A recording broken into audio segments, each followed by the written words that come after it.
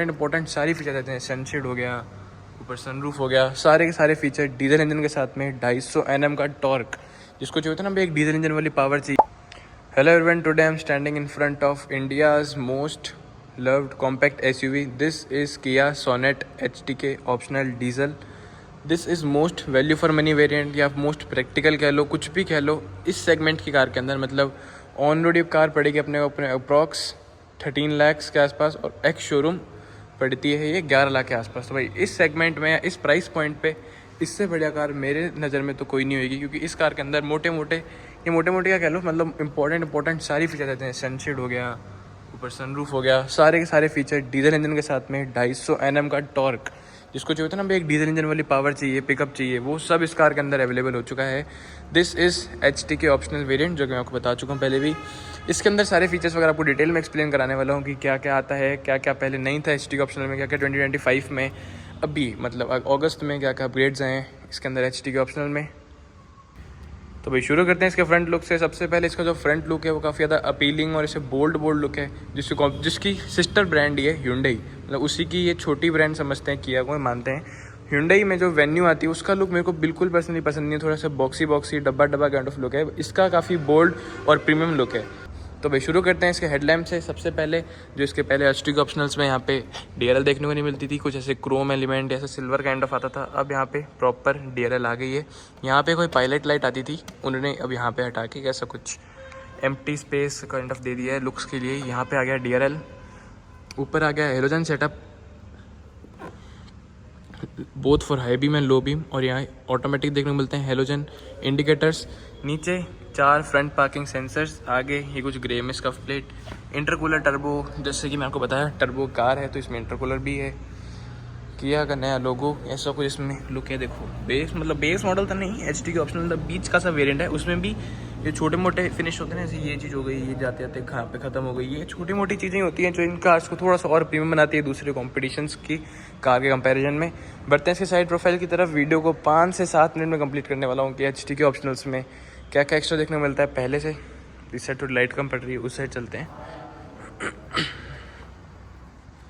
अब आ गया मैं इस साइड की तरफ। सबसे पहले डायमेंशंस वगैरह आपको स्क्रीन पे फ्लैश कर दूंगा। सब 4 मीटर में कार आती है, कोई बहुत बड़ी चौड़ी कार नहीं है, नॉर्मली साइज़ है इसका। दिखती काफ़ी बड़ी सी कार है ये। यहाँ पे इसकी बात करूँ अलॉय व्हील की साइज़ की, तो अलॉय व्हील का साइज़ है 215, 60 और 16 इंच का अलॉय व्हील कैप है, ये अलॉय नहीं है। यहाँ साइड में बात करूँ क्लैडिंग आ गई ब्लैक कलर में। क्लैडिंग भी ऐसा कुछ बहुत ब्रॉड नहीं दी हुई, नॉर्मल छोटी सी क्लैडिंग है। SUV लुक देने के लिए इसका बोनेट भी जब आप अंदर बैठे हो तो ड्राइवर सीट पे या को ड्राइवर सीट पे तो विजिबल होता है, जिससे एक तरह से SUV काइंड ऑफ फील आती है। जो इसमें यहाँ पे नया आ गया है, पहले का था फेंडर पे इंडिकेटर आता था, अब यहाँ पे आ गया इंडिकेटर ORVM पे और इलेक्ट्रिकली फोल्डेबल अनफोल्डेबल होता है। यहाँ बाइट करूँ कुछ भी कीलेस एंट्री वगैरह नहीं है, तो यहाँ कोई बटन नहीं है। Normal body colour door handle है, क्रोम एलिमेंट वगैरह यहाँ नहीं है, यहाँ पे भी क्रोम एलिमेंट नहीं है। और ऊपर की साइड सनरूफ, नॉर्मल सनरूफ है, पैनोरामिक सनरूफ नहीं है।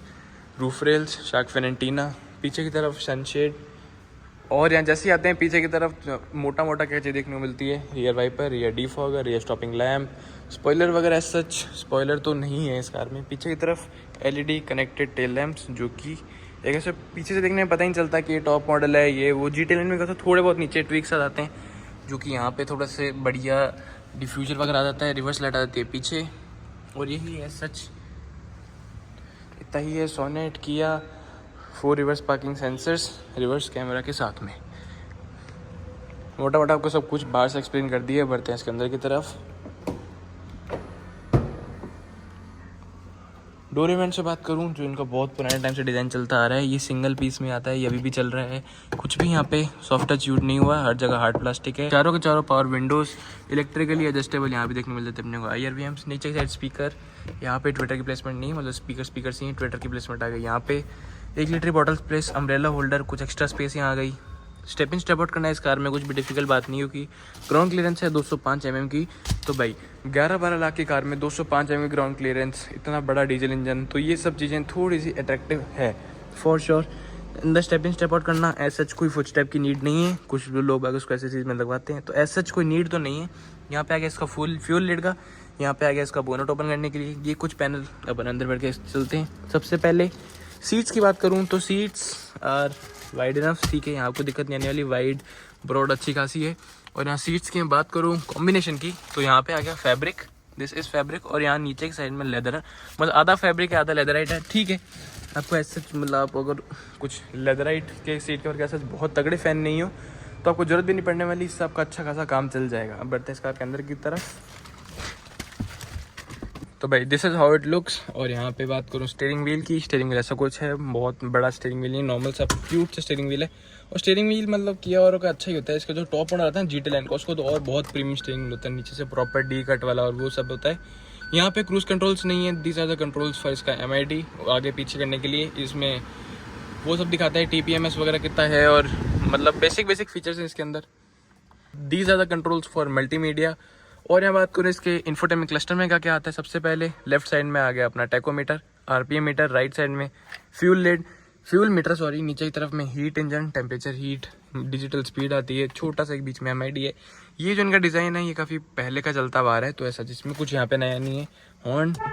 हॉर्न का वही अच्छा, मतलब हॉर्न प्रीमियम है इनका काफ़ी, किया का बीच में लोगो, नया वाला लोगो, ठीक है। ऐसा मैं आपको मेन इस वीडियो का पर्पस ये है कि 2025 किया सोनेट HT के ऑप्शनल में क्या क्या नया देखने को मिलता है। तो उसमें बढ़ूँ तो सबसे पहले आ गया इसमें सनरूफ, दूसरा आ गया DRL, तीसरा आ गया जो इसके साइड ORVM से, पहले फेंडर पे आता था इंडिकेटर, अब यहाँ पे इसमें ORVM पे इंटीग्रेटेड आ गया। और यहाँ 8 इंच का Apple CarPlay Android auto support करने वाला वायरलेसली इंफोटेनमेंट सिस्टम, जिसके कंट्रोल्स फिजिकली भी है, जो कि सबसे प्यारी चीज़ है। यहाँ पे AC कंट्रोल्स आ गए इसके, ऑटोमेटिक AC। नीचे की साइड में बात करूँ 12 वाट का पावर सॉकेट, एक Type-C, एक USB, अच्छे से ट्रैक्शन पैड, यहाँ पे फोन रख सकते हो, यहाँ पे फोन रख सकते हो। गियर नॉब अभी भी इसमें टॉप मॉडल वाला नहीं दिया हुआ, प्रॉपर ब्लैक ही है। 6 speed manual transmission with 1.5 diesel engine, जो कि सही चीज़ है। यहाँ पे भी पूरा ब्लैक है, यहाँ पे भी ब्लैक है, बीच में कुछ फोन वगैरह रख सकते हो।